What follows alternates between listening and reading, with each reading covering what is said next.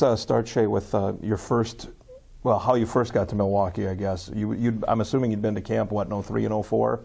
Yeah. After you were drafted with Nashville? Yeah, that's right. And then last year there, I was still eligible to go back to junior as a 20-year-old, but I was fortunate enough to get sent to Milwaukee and have an opportunity to play there for a good amount of time. When you get that, when that comes up and you can still go back to Vancouver or into the Western League, or stay, what are you thinking? Obviously, you want to develop as quickly as you can, and you want to play in the NHL. And I think that every kid knows that, especially in Nashville, the road to the NHL is through Milwaukee, and it's great at developing players. As you can see, guys are coming up every year. Mm-hmm. And, young guys are just getting better and better, and being good pro players after they're done there. Did you buy into that? Did you know that mantra, the road to Nashville goes through Milwaukee? Did you know that when you were a 20-year-old kid? No, I didn't. You know what? It was. Did it take a trip to Milwaukee to find it out? It did. It did. I realized, obviously, now it's easy to look back and say I definitely needed to go to Milwaukee. At the time, I thought that I didn't.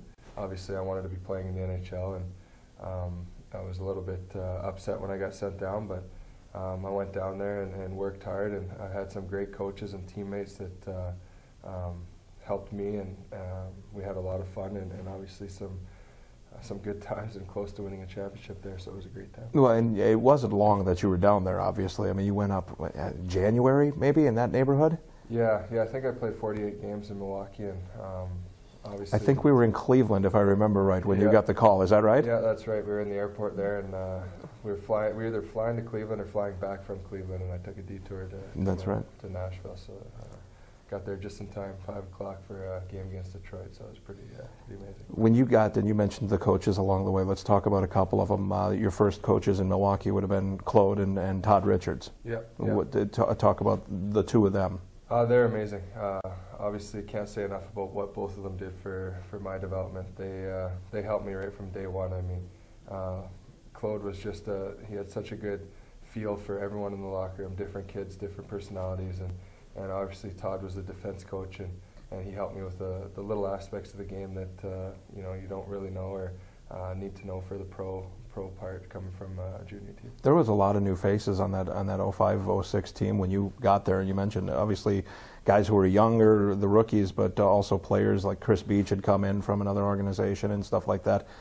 How did Claude handle all of that? I mean, you mentioned he did it well, but can you imagine having to do that job?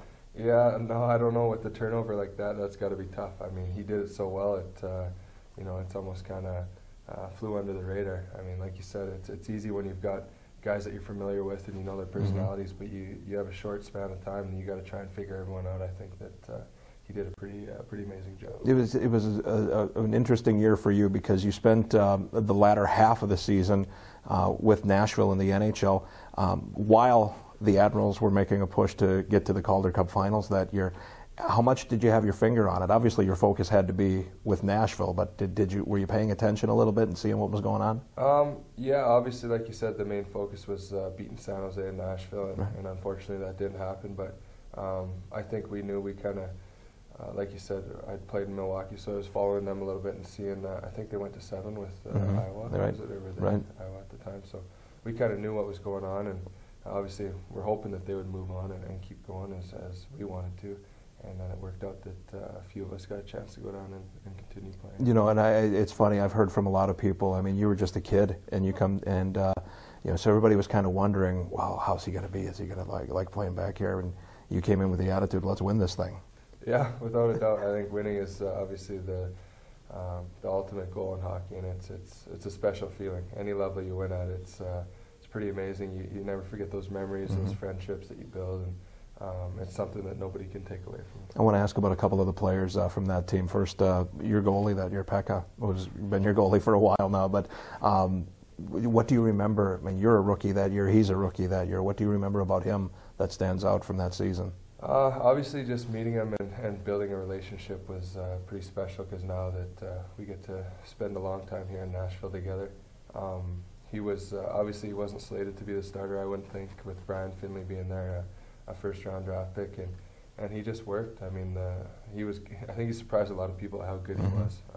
You heard about him, but you didn't know until you actually played against him in practice or other teams played against him. And he really took over and played himself into that starter role that year. Another guy that kind of came out of nowhere was, and almost literally, was Rich Peverly on that team. Yeah. They got him from the East Coast, I guess. Was it Wheeling or one of those teams? Reading, yeah. Reading, yeah. And he came up and immediately made an impact. You could tell, scouts must have saw something in him because he was a good player right away. I mean, he was quick. He had quick hands and he could shoot the puck. So, it didn't take him long to keep developing and become obviously a dominant NHL player. Again, you were up in Nashville when the team was making its run, but did you have a feeling that maybe this was going to be a pretty special team?